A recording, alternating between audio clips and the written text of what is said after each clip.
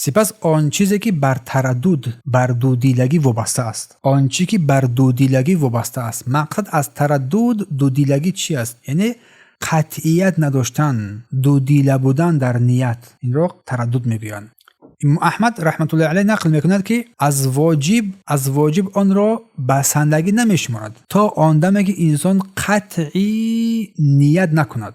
قطعی نیت قطعی که تمام روز روزه می‌دارد. و قول راجح یعنی قول قوی‌تر در این مسئله کدام است؟ قول راجح، قول قوی‌تر الله داناتر است این است که روزه با پیدا شدن تردد، دودیلگی باطل نمی شود مگر اینکه اگر آن را انسان به یقین تبدیل بدهد.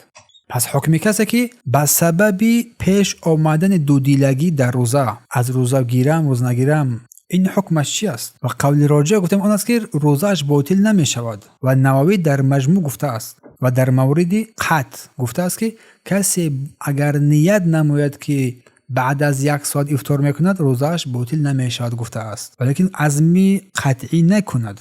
و علتش این است که سببش این است که روزدار از اول برای روزه معین سحرخوری برخاست و روزه گرفت، قصد نیت کرد. پس این قصد اساسی هست که انسان برای آن برخاسته است یا که برای آن نیت کرده است. و روزه ترک خودداری از خوردنی ها و نوشیدنی هاست که این کار انجام داده است. بارک الله فیکم.